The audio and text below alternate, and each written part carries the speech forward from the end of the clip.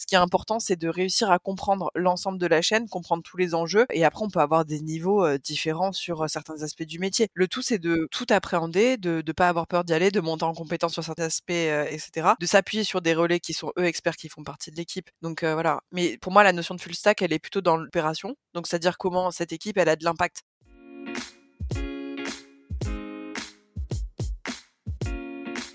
Hello, je suis Carlotta.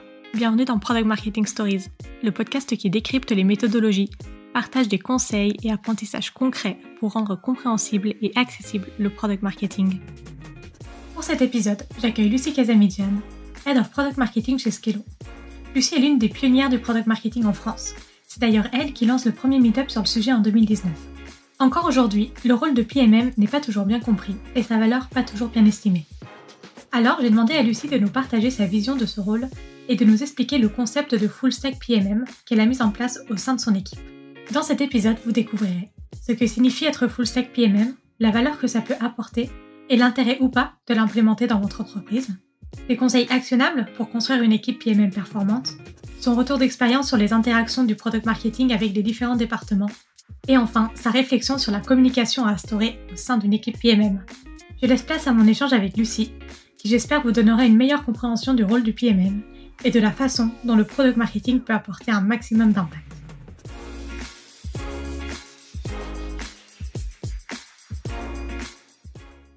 Hello Lucie, comment tu vas ? Hello Carlotta, ça va super et toi ? Ça va, merci. Je suis super contente de t'avoir sur le podcast aujourd'hui. Pour commencer, est-ce que tu peux te présenter en quelques mots et nous dire ce que tu fais chez Skello ?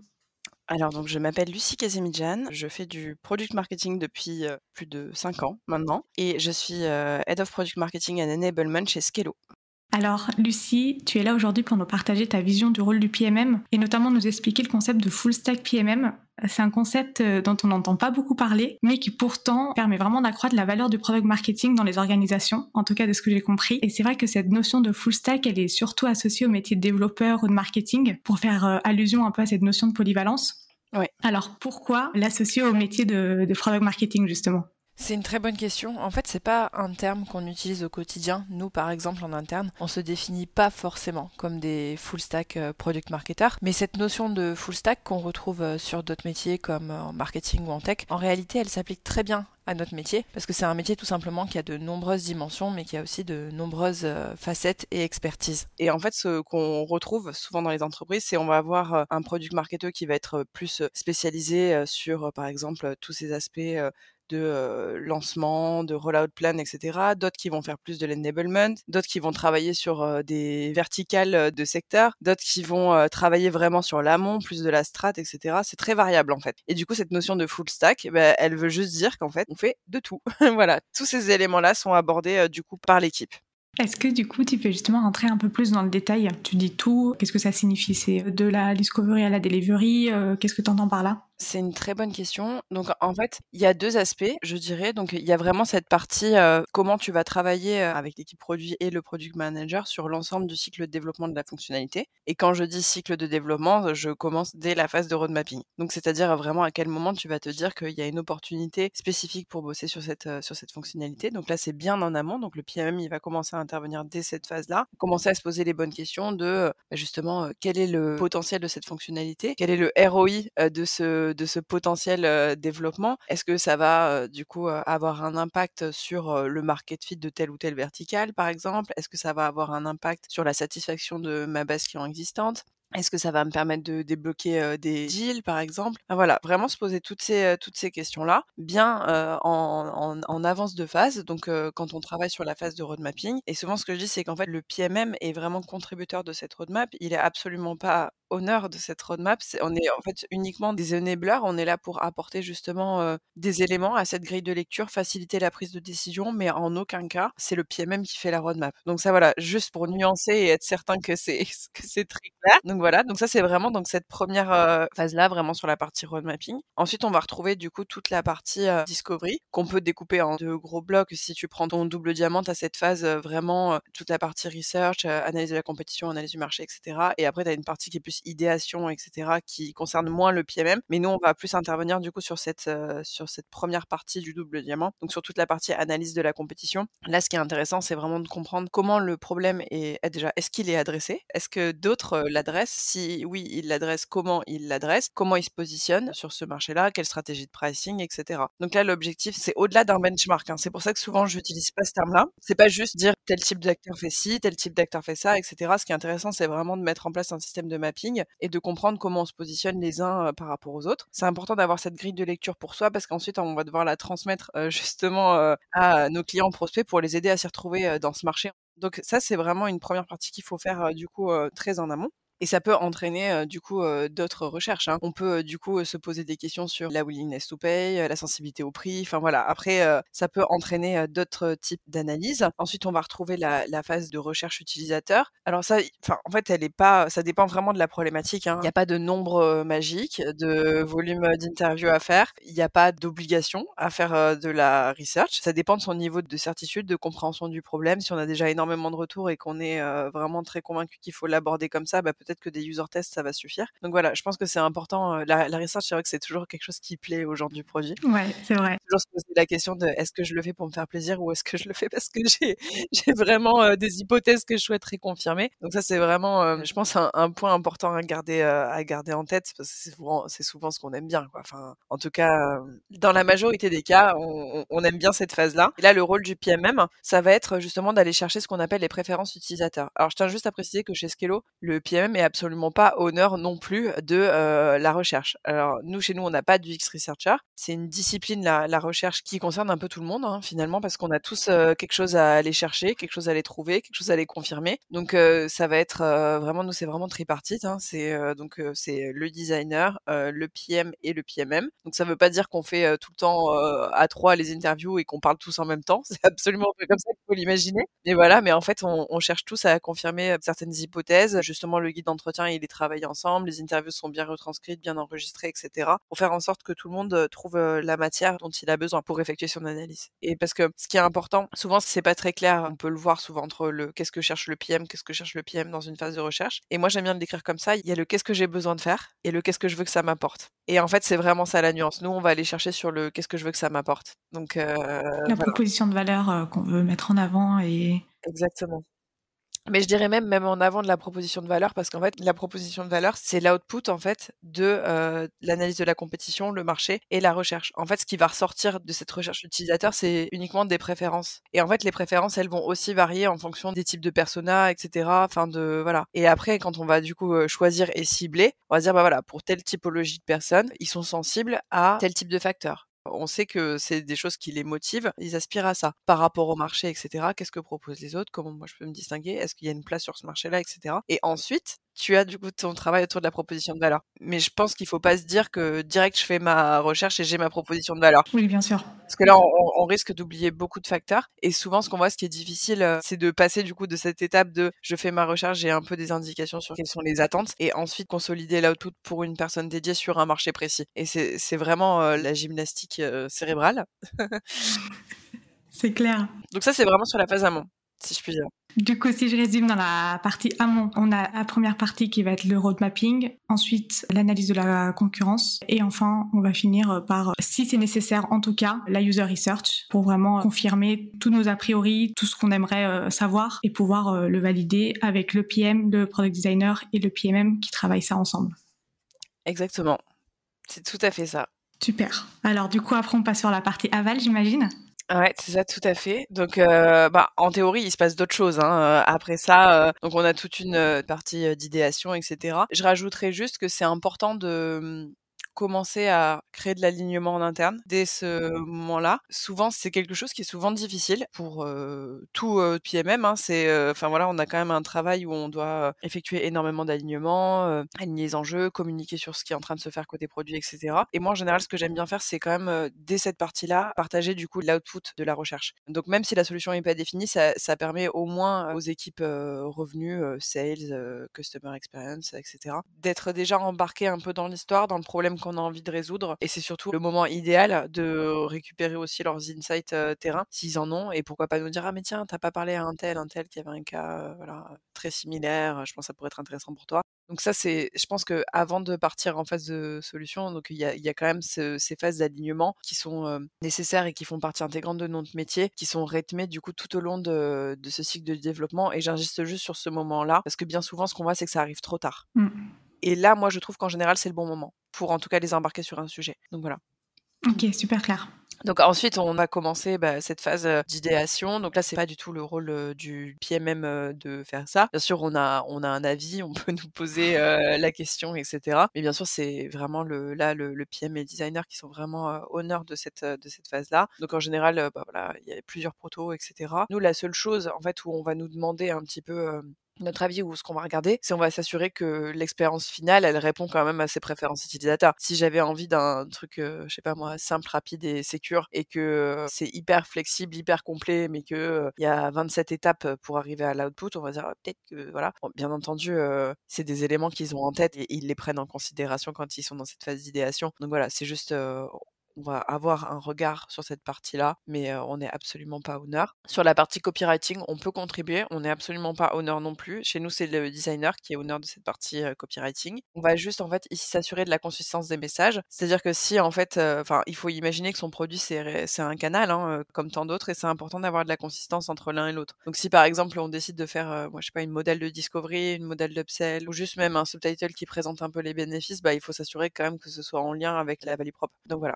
Et ensuite, du coup, on rentre, la solution est validée, ça part en phase de développement et du coup, là, le PMM, il va commencer à travailler sur ce qu'on appelle le go to market et tout ce que ça implique. Donc, reprendre justement, tous les éléments de cette recherche, affiner, sa, value proposition, travailler des messages qui vont autour de cette, value proposition, travailler les éléments autour de la cible, affiner les éléments autour de la stratégie de l'offre, la stratégie de commercialisation, la stratégie d'enablement, la stratégie, marketing et voilà. Après en fait, c'est tout en fait, il faut imaginer ça comme un jeu de cartes. En fait, le PM, c'est comme un magicien avec beaucoup, beaucoup de cartes et en fonction de l'enjeu de la feature, on va sortir telle ou telle carte. Donc c'est toujours difficile, quand on nous demande, qu'est-ce qu'il y a dans un go to market? En fait, il y a énormément de choses dans un go to market. Je pense qu'on pourrait écrire, 15 livres sur comment faire un go to market. Chaque PMM a un peu sa méthode, son framework et cetera, son standard. Après la question, c'est qu'est-ce qui est pertinent par rapport notamment au tiering? Bien sûr, on va pas mettre la même énergie sur le un petit improvement certes très nécessaire que, la feature de l'année, qui va, apporter du MRR. Donc, bien entendu, c'est pas du tout la même chose. On mesure l'effort, par rapport à ça. Donc voilà et ensuite, il y a toute cette partie enablement, qui est très, très importante. Donc, nous au sein de mon équipe, du coup, chez Skello, c'est, une expertise, spécifique. Donc c'est des personnes spécifiques qui font ça. Alors en fait, ce que le PMM, lui, il va comprendre, s'il y a un enjeu d'enablement, il va plutôt, participer, du coup, à construire les supports de formation, travailler, du coup, les messages qu'on veut mettre en avant, bien clarifier, par exemple, l'offre, le prix et cetera et l'enablement, lui, il est expert, en formation. C'est-à-dire qu'en fait, il n'est pas expert, dans la solution, dans le produit, qu'on vient de lancer, mais il est expert en formation. OK. Donc il va trouver les bons créneaux, il va, déjà, en général, c'est des personnes qui ont, un aura assez, naturel et qui, savent, embarquer, les troupes. Donc ça, c'est vraiment, super important de se reposer sur des personnes qui ont ce type de soft skills. Enfin, je pense que c'est typiquement le genre de métier où les soft skills, sont tout aussi importantes que les hard skills et là, typiquement, sur la partie, enablement, en tout cas, les personnes de notre équipe ont, cette belle aura naturelle qui fait qu'ils arrivent bien à embarquer les personnes, dans les messages et cetera et eux, en fait, ils vont être en charge du coup de l'inscrire dans le parcours de formation. Ils vont pas former exactement de la même chose, les, sales par exemple qui sont là depuis, 3 jours et ceux qui sont là depuis 4 ans. Bien sûr. Donc c'est pas du tout la même chose. Comment on mesure, cette connaissance, et cetera. Ça, c'est vraiment, une expertise, à part donc voilà. Après, ça peut être la même personne qui fait ça. Si on n'a pas, la possibilité, du coup d'avoir, une équipe enablement, en fonction de son stade, en fonction du nombre de sales aussi, hein. Si on a peu de sales, peut-être que ça vaut pas le coup d'avoir une personne dédiée et ça peut être le rôle du Du PMM. voilà, ça dépend vraiment de son stade, de développement. Finalement, quand tu es full stack PMM, ça revient à remonter au fur et à mesure dans la chaîne de valeur parce que on va pas s'occuper uniquement de la partie aval, go-to-market, enablement, etc., mais on va vraiment contribuer à toute la partie amont dont on a discuté avant, le road mapping, l'analyse de la concurrence, la user research, etc., pour orienter finalement la solution et réussir aussi en tant que PMM à apporter la bonne value prop par rapport à cette solution. C'est ça et j'ajouterais à ça une autre dimension, qui est plutôt le go-to-market des nouvelles verticales. Alors ça, c'est quelque chose que toutes les équipes PMM ne font pas. Certaines le font, pas toutes, ça dépend vraiment de comment la boîte grossit. Est-ce que déjà on a un business, par verticale et cetera. Nous, en tout cas, notre équipe, on a ce rôle-là, pas sur toutes les verticales, celles où on a un bon market fit depuis longtemps, qui roule, voilà, il y a pas de sujet. Mais sur notamment les nouvelles verticales, quand on commence à aborder du coup de nouveaux challenges, à essayer de comprendre une nouvelle cible, de nouveaux besoins, là le PMM va jouer un rôle plus proactif, notamment pour aider à cette phase de roadmap, mais plutôt en run. Comment ça se passe concrètement? Bah, on va avoir un PMM qui va passer du coup, beaucoup de temps avec ses équipes, sales. Bah, en général, c'est, voilà, des petits groupes, des petites, task force qui vont, aller à essayer d'adresser un marché et là, l'objectif au-delà du fait qu'on veut voir si on arrive à vendre, c'est surtout, essayer de comprendre qu'est-ce qui marche pas? Qu'est-ce qu'on n'a pas aujourd'hui et qu'on devrait avoir demain pour aller adresser ce segment de marché? Donc voilà, donc, bien entendu, le rôle du PMM n'est pas de coller, dans ces moments-là, il passe pas les calls avec les sales, mais par contre, il est plutôt, garant du process, c'est-à-dire qu'il va s'assurer qu'on collecte bien les feedbacks terrain, que c'est bien maintenu à jour, qu'en fait on arrive du coup à avoir, cette matière-là qui va nous permettre d'affiner notre roadmap. Plus sur une verticale, si je peux dire, ce serait plutôt un process pour du mass market et après pour du grand compte, c'est assez différent. Du coup là, le PMM, il participe au meeting, il creuse en live les besoins, voilà. Ça dépend un peu de la taille du, prospect.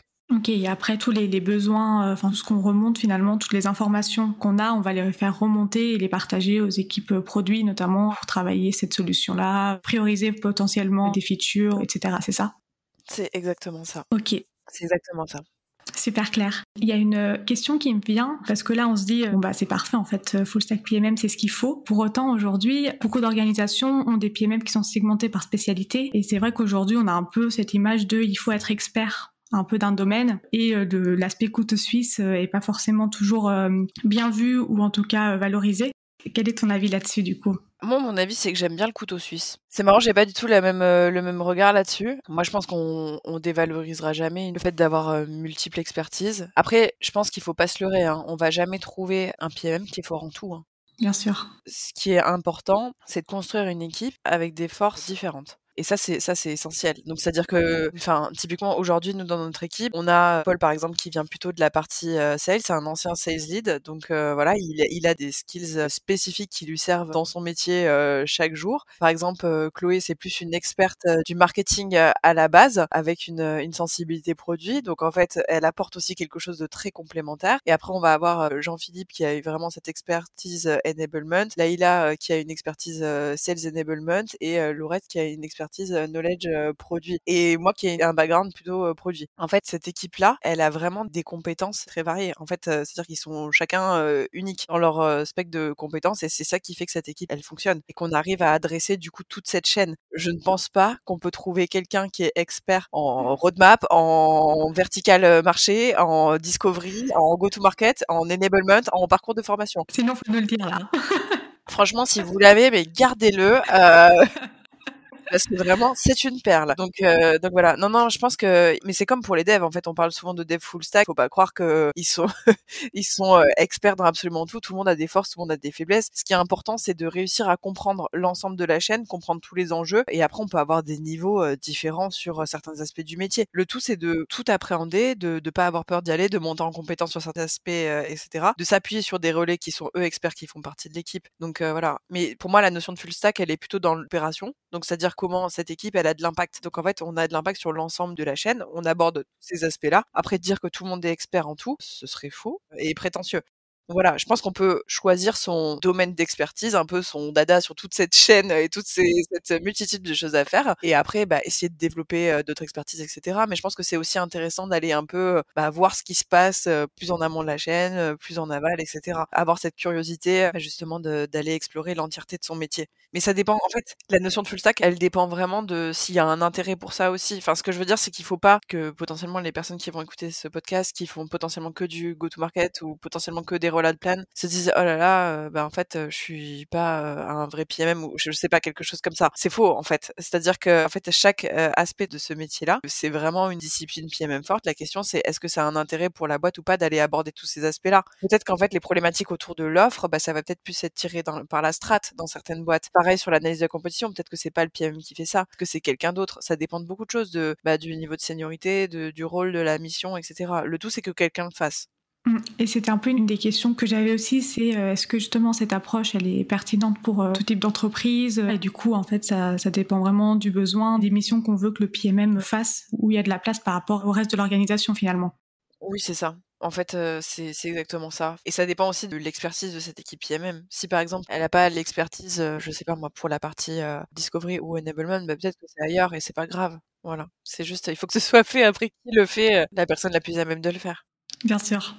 Et justement, toi, du coup, chez Skello, quand t'es arrivé, t'as dû créer from scratch un peu toute ton équipe et du coup, c'est là où tu t'es dit, bon, bah voilà comment je veux la constituer. Ou est-ce que t'es arrivé, il y avait déjà des personnes et donc t'as structuré avec une structure existante. Comment est-ce que tu l'as implémenté finalement, cette notion-là, vraiment pour être présent sur toute la chaîne de valeur et que, de ce que je comprends, que ça fonctionne super bien? Alors, bah, c'est une très bonne question. Donc, moi, quand je suis arrivée chez Skello, donc il y a 1 an, maintenant, il y avait déjà Chloé, qui était là depuis 1 an et demi, je crois. Déjà, ça faisait déjà 1 an et demi qu'elle était chez Skello, donc c'était la première PMM, de chez Skello. Elle avait un rôle essentiellement sur cette phase aval, donc cette phase plus, de, go to market. C'était, bah, lié à beaucoup de choses. Je pense, c'est ce qu'elle savait faire de mieux, c'était vraiment son cœur d'expertise et après, bah, c'est vrai que quand on est seul, PMM avec, beaucoup d'interlocuteurs, beaucoup de missions, parce qu'elle avait aussi toute une partie enablement, on peut pas tout faire. Donc, voilà, donc c'est vrai qu'elle était essentiellement concentrée sur cette partie-là. Après, du coup, moi, quand je suis arrivée, bah, forcément, il y a toujours une petite phase, d'analyse, de compréhension des enjeux et cetera et bah, l'objectif, ça a été de comprendre, comment, on pouvait remonter la chaîne de valeur pour servir la mission de l'entreprise et servir, du coup, cette équipe, produit et surtout faire en sorte qu'on allait délivrer un maximum de valeur à nos clients. Donc voilà, donc ça s'est fait petit à petit. Je pense que c'est quelque chose à avoir en tête si, demain vous rejoignez une équipe, PMM, existante. Je pense qu'il y a toujours beaucoup de bons à garder, à regarder et cetera et l'objectif, c'est plutôt, pas de tout casser et de tout reprendre, mais plutôt, comment par rapport à cette structure, existante, on arrive à l'amener au next level, si je puis dire et tout en répondant aux enjeux de la boîte. Typiquement, si nos enjeux avaient été différents, peut-être qu'en fait, on n'aurait pas mis aussitôt de l'énergie, par exemple, sur la partie discovery. Donc voilà et après, il faut aussi avoir en tête que quand on rejoint une équipe existante comme ça et qu'on essaie de remonter la chaîne de valeur, c'est pas juste remonter la chaîne de valeur, c'est aider les équipes à monter en compétences sur cette chaîne de valeur. C'est-à-dire qu'on n'apprend pas à faire, en un clic, comme ça, des analyses de la compétition si on n'en a jamais fait et pareil pour de la recherche et pareil pour, crafter une value propre qui correspond à des préférences qu'on aurait trouvées en phase de recherche et cetera. Ça, c'est des choses qui s'apprennent donc bien prendre le temps de former les équipes, de les accompagner dans cette, montée en compétences et ça se passera très bien. Donc voilà. Super, super intéressant. Et justement, comment est-ce que ça se traduit au quotidien, si je peux dire ça comme ça, dans la relation avec les différents interlocuteurs? Donc, ça s'appelle du coup les équipes PM, le marketing, les sales. Est-ce que vous avez des rituels déjà entre vous, enfin au sein de l'équipe globale PMM, et après comment est-ce que ça se passe avec le reste de l'organisation? Oui, on a des rituels avec toutes ces personnes. On est vraiment, du coup, à la croisée des chemins entre toutes ces parties prenantes. Les PM et les designers, bah, en fait, il faut considérer qu'on est une équipe. En fait, on travaille ensemble, tout le temps. On fait partie de la même squad. Nous, les PM sont rattachés à des squads. Donc, en fait, c'est vraiment des binômes, des trinômes. Donc, l'alignement, il se fait, tous les jours, en fait, en réalité et au fur et à mesure qu'on avance sur ces étapes. Pour ce qui est, des autres équipes, donc, par exemple, équipe marketing, donc nous, chez Skello, on est rattaché à l'équipe produit. En tant que PMM, c'est aussi lié au fait qu'on intervienne sur tout ce cycle, de développement, c'est beaucoup plus simple. Mais on est très, très proche des équipes marketing. On se voit, absolument, toutes les semaines. Bah, déjà pour se tenir informés de nos différents, sujets respectifs et ensuite, bah, c'est vrai que nous, on les embarque, du coup, dans nos projets, nouvelles fonctionnalités, nouvelles expériences et cetera, vraiment au fil de l'eau. L'objectif, c'est vraiment de construire ces roll-out plans, ces stratégies de lancement, vraiment ensemble. Le PMM est un généraliste du marketing, donc on est censé en comprendre, les tenants, les aboutissants, voilà, mais on n'est pas expert, en Google Ads ou en SEO ou je sais pas quoi. Ça, faut bien l'avoir en tête, donc c'est important de s'appuyer sur ces relais-là pour, trouver la meilleure, stratégie en fonction du coup, de sa cible, de son audience et cetera et des enjeux. Donc ça, c'est vraiment quelque chose qu'on co-construit. Donc voilà, donc clairement le marketing, on travaille, Main dans la main. ouais, voilà, main dans la main. Faut s'imaginer que nous, on a plusieurs binômes, trinômes, en fait, on est Ouais, c'est clair. donc voilà. Et après, bah, pour les équipes, sales, c'est pareil, c'est communiquer énormément, donner beaucoup de visibilité, s'assurer que du coup le management de ces équipes-là est bien au courant des nouveautés, des dates de release et cetera. C'est toujours, des enjeux, mais voilà, communiquer de façon proactive, ça arrive toujours qu'une feature soit décalée, avancée et cetera. Les rien n'est jamais dans le marbre, hein, quand on fait du jeu produit, ça je pense qu'on le sait tous. Mais le tout, c'est d'être proactif pour éviter que ça génère des frustrations, de l'attente et cetera, auprès de ces équipes. Et après, bah, c'est la même chose pour les équipes customer experience, customer support. Alors je ne sais pas quelle définition donner parce que ça varie tout le temps en fonction des boîtes, mais cette équipe, voilà, customer, c'est celle qui est vraiment customer facing. Donc vraiment, pareil, bah, de la même manière en fait, les tenir informés, et surtout, se nourrir de leur retour parce qu'eux, ils parlent avec le client, tous les jours en fait. Donc même si nous on fait de la research, on ne pourra jamais dire qu'on est autant, en contact avec le client. Donc vraiment se nourrir de leur retour, au quotidien. Voilà. Je crois qu'on a à peu près tout fait. Ouais, je crois. Et juste en interne, du coup, au sein de ton équipe, tu as à la fois l'équipe PMM et enablement. Du coup, c'est que ça se fait de manière assez informelle parce que vous êtes une équipe, vous voyez assez souvent, ou est-ce que vous avez quand même des moments vraiment dédiés à l'échange? Alors c'est un très bon point et c'est assez marrant parce que c'est une des personnes de mon équipe qui me faisait remarquer ça, la semaine dernière et du coup, je pense que c'est un point important parce que j'y ai réfléchi toute la semaine. En fait, on a des rituels, d'équipe. On a un weekly, voilà, où on s'update tous, on s'assure qu'il y a pas d'overlap, on se nourrit un peu de l'expertise des uns des autres, on peut s'aider et cetera. Où on va partager, nos prios de la semaine, les enjeux et cetera. C'est un weekly d'équipe, tout ce qu'il y a de plus, normal, si je puis dire. Donc voilà. Mais ce qui est intéressant, c'est qu'en fait, comme, les PMM, en fait, ils travaillent dans des squads, ils sont rattachés à des squads, ils ne travaillent pas ensemble. Oui, c'est vrai. Et en fait, je réfléchis en même temps que je réponds à cette question parce que je me pose également cette question, mais je pense que c'est important de favoriser quand même le partage d'expertise, le partage d'expérience parce que c'est ce que j'expliquais au début, en fait, c'est quand même une équipe qui a différentes, forces et des forces assez complémentaires. Donc en fait, comment on arrive à la fois créer de la collaboration entre les PMM, même s'ils travaillent pas sur les mêmes sujets et qu'ils ont pas les mêmes enjeux, les mêmes objectifs et cetera. Donc faire en sorte que voilà, qu'il y a ce partage de connaissances et cetera. Je pense que ça peut se matérialiser de différentes manières. Après je pense que c'est important d'avoir l'enjeu en tête. Parce que c'est pas parce qu'on est dans la même équipe qu'on est proche finalement et qu'on échange beaucoup. Et c'est vrai que moi de ce point de vue-là, bah, en fait, on s'en rend moins compte en fait quand on est manager parce qu'en fait on parle avec tout le monde tout le temps. Donc en fait, on se rend pas compte qu'eux entre eux forcément, ils ont moins d'échanges, moins d'interactions. Voilà, je pense que c'est important. Oui, rien que s'il y a des nouvelles, des PMM qui travaillent sur comme tu dis, des squads différentes, ou du coup en parallèle il y a des nouveautés, des nouvelles fonctionnalités qui peuvent impacter de manière globale la solution, le produit. Après, ça peut potentiellement surcharger en aval quand il faudra faire la stratégie marketing, former les sales, etc. Si ça arrive en même temps et que ça n'a pas été anticipé, par exemple, ça pourrait amener potentiellement à des problématiques Ouais. à cause de ça. Ça là-dessus, ça va parce qu'en fait, en réalité, ça, c'est de l'alignement, c'est la roadmap et cetera. Je pense que c'est vraiment essentiel de l'avoir en tête. Voilà, l'aspect, c'était plus enfin, ce que j'avais en tête, c'était plus, sur ce partage d'expertise quand, ils ont des expertises un peu, diverses. Mais sur ce côté, charge de travail, anticipation et cetera, voir un petit peu qu'est-ce qui a de l'impact sur quoi, oui, c'est évidemment, ça c'est indéniable, c'est un risque et ça c'est enfin, faut vraiment l'avoir en tête, quoi. Enfin, faut vraiment s'imaginer qu'en fait, on est comme une chaîne de production, on a des pièces qui rentrent et en fait, faut pas qu'à un moment donné, il y ait un bouchon, hein, parce que sinon, ça va être terrible et pour ça, bah, faut beaucoup communiquer, beaucoup échanger, se tenir informé de l'avancée de la roadmap. Super clair. Écoute, Lucie, merci pour cet échange, c'était super intéressant. Si ça te va, on passe aux deux dernières questions de la fin. Ça marche. Alors la première, quelle est la prochaine personne ou le prochain sujet que tu aimerais écouter sur ce podcast?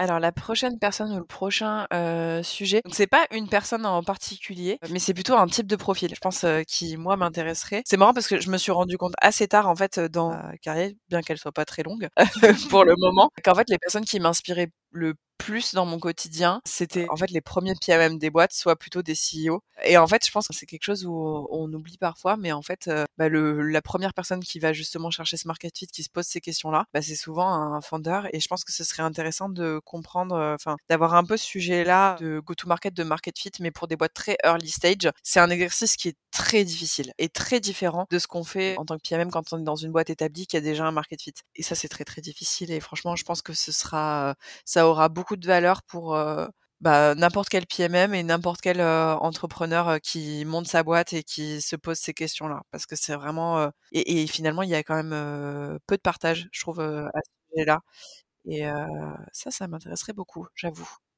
Super intéressant, je le garde en tête.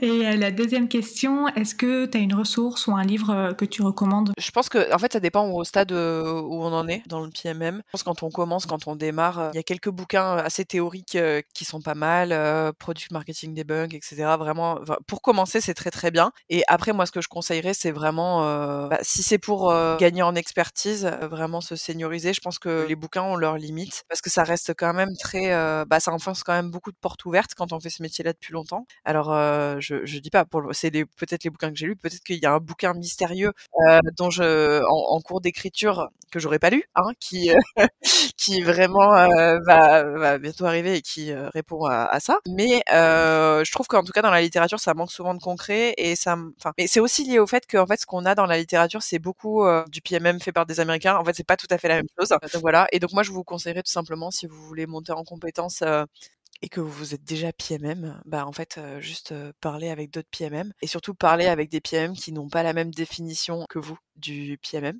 Comme ça va vous permettre, d'explorer tout le champ des possibles. Donc en fait, quelque part, écoutez ce podcast, voilà. Merci pour la promo. Écoute, merci beaucoup Lucie pour cet échange. C'était vraiment super intéressant, je te redis. Pour finir, la dernière question, où est-ce que les auditeurs peuvent te contacter s'ils souhaitent te poser une question justement sur ce que tu as expliqué ou juste te remercier? Eh bien, n'hésitez pas à me contacter sur LinkedIn. Je réponds pas toujours très vite, mais je finis toujours par répondre. Donc vraiment, n'hésitez pas. Génial. Merci beaucoup Lucie. Merci beaucoup Carlotta. À bientôt. Merci d'avoir écouté cet épisode jusqu'au bout. Si l'épisode t'a plu, n'hésite pas à le partager sur LinkedIn en me taguant. Tu peux aussi me soutenir en laissant un avis 5 étoiles sur Apple Podcast et me laisser un commentaire. Ton aide est précieuse pour m'aider à faire connaître Product Marketing Stories et aussi m'encourager à créer davantage de contenu. Alors merci